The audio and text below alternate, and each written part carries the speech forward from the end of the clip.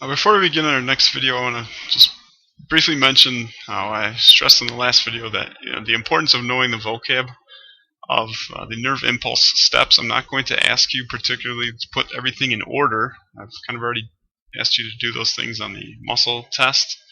However, knowing the order of these is certainly going to help when I ask you on the test something about repolarization. If you've forgotten when repolarization takes place, it's going to be a little bit harder to know what repolarization is, what's happening during that time. So make sure that you know the general steps, know the general order of the nerve impulse here on these two slides. Again, I'm not going to ask you to go through and order these things on the test, but I will be asking you vocab questions. And if you don't know what a sodium-potassium pump is, it's certainly going to help to go through the steps, go through the animations to understand those things so that when you get to the test, you know what this thing is doing. It's going to certainly help to know the steps to get that stuff right. So to get started with our next video, I'm referring you to a video that I put up on Haiku called The Phases of Nociceptive Pain, which is actually a really good video showing how pain is received by our nervous system and then transferred all the way through the spinal cord to the brain and even back to remove the stimulus, hopefully remove the stimulus from our bodies. So really quick, these little branches coming up here are pain receptors. Here's our skin, hairs in the skin, so you can see, kind of get an idea what you're looking at. There's some fat underneath, blood vessels underneath the layer of skin.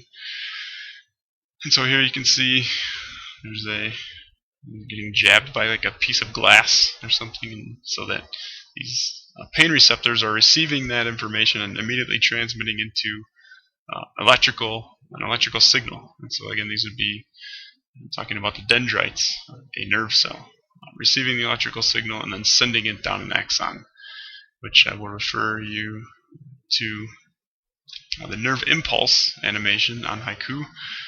Watch this one completely as well before completing the rest of this video. Again, that is the YouTube video, Phases of Nociceptive Pain, and also the nerve impulse animation, which is going to walk you through, again, showing how that kind of works in relationship to the video that you watched before, the pain, and also making sense out of the membrane polarization, depolarization, that you can even use this, again, for the half-sheet worksheet that you have.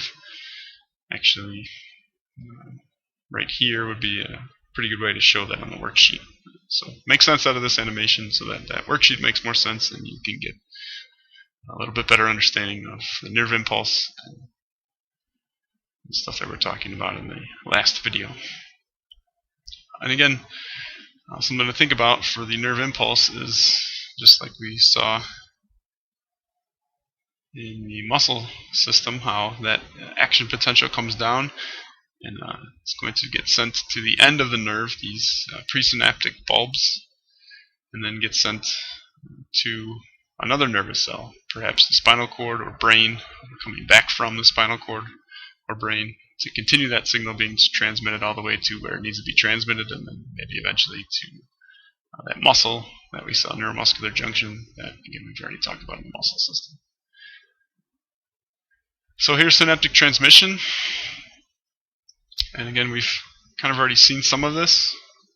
We have not talked about in the muscle system neurons so much, and especially to this detail. Presynaptic neurons are the ones that are receiving the information from somewhere and then sending it to the postsynaptic neuron. So the presynaptic neuron is the sender, sending the information, receiving it from some stimulus such as a pain receptor, sending that information down the axon to a postsynaptic neuron, which again is receiving that through its dendrites, and then it would basically then become also the presynaptic neuron. As that signal travels, it is now the presynaptic neuron to contact dendrites of a postsynaptic neuron, which would then become a presynaptic neuron until it reaches wherever it's going to, eventually a muscle.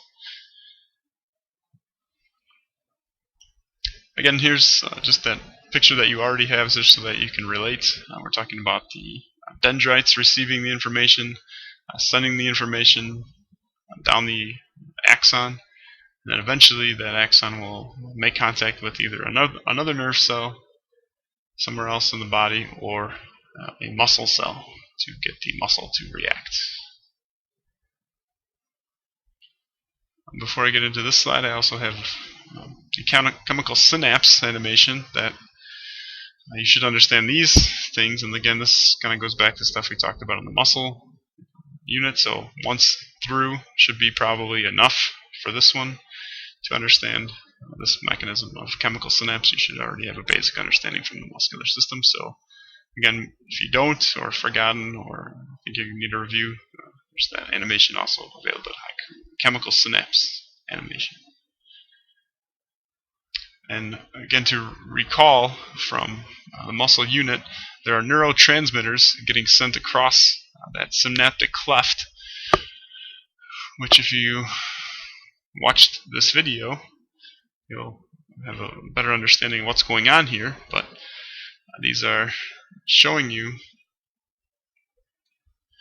right here the neurotransmitters being released from a vesicle, which would be up here in the presynaptic bulb, being released, fusing, the vesicle is fusing, releasing through the synaptic cleft, releasing those neurotransmitters, which are chemicals, hormones at times, that are going to travel across and then make contact with the channel on the postsynaptic neuron, which is going to allow certain things like sodium to pass through.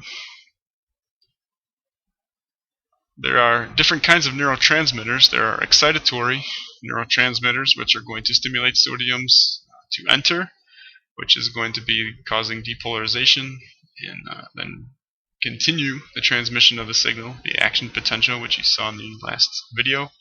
There are also inhibitory neurotransmitters, which lessen or prevent the chance of depolarization and impulse being transmitted, action potential being transmitted. And basically how this works, really simply, is if, and usually there are both neurotransmitters released, whichever one is in greater amounts controls what happens next. So if there are more excitatory neurotransmitters, the action potential will be transmitted. If there are more inhibitory neurotransmitters, there would be no action potential transmitted.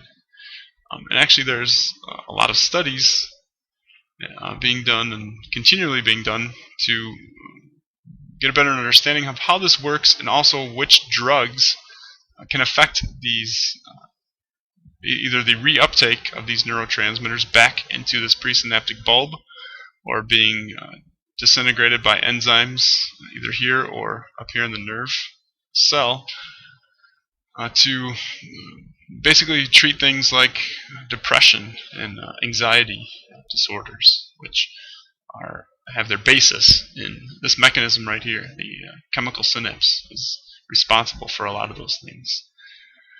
So oftentimes you see this stuff on TV. There is a drug called Zoloft, which they talk about in the commercial. They show you a very cheap rendition of a chemical synapse, and the average person really has no idea what's going on here. But these are neurotransmitters getting sent across the nerve, and depending on the condition, depression or anxiety or whatever disorder, certain neurotransmitters are either not taken up correctly or not taken up at all back into where they belong, or being transmitted across to where they belong. There's quite a variety of different things that can go wrong at this chemical synapse, and that's a focus of pharmacology for the nervous system because of the importance of this and that transmission of those neurotransmitters to get that action potential to reach the right portion of the brain, to release chemicals to basically cause your body to feel good or feel bad. It's as simple as that for a lot of these things.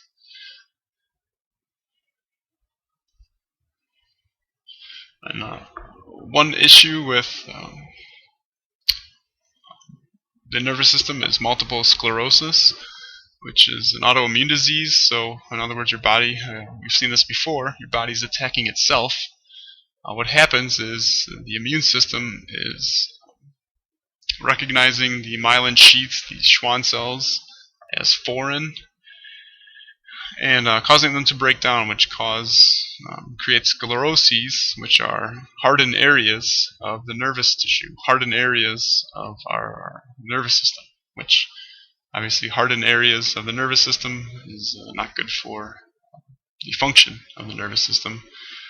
In the case of multiple sclerosis, the axons aren't damaged completely. They are just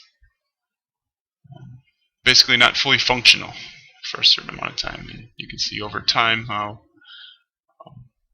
the brain would be affected. Basically, the tissue could eventually start to undergo some serious problems. And treatment for multiple sclerosis involves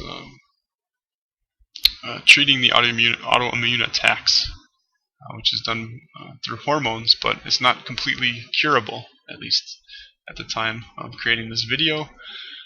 Maybe one day I'll be able to edit this video, and maybe it'll be one of you that is in charge of that. I hope I get the email from you too that day that happens too. And I'm going to stop there and pick up the peripheral nervous system next.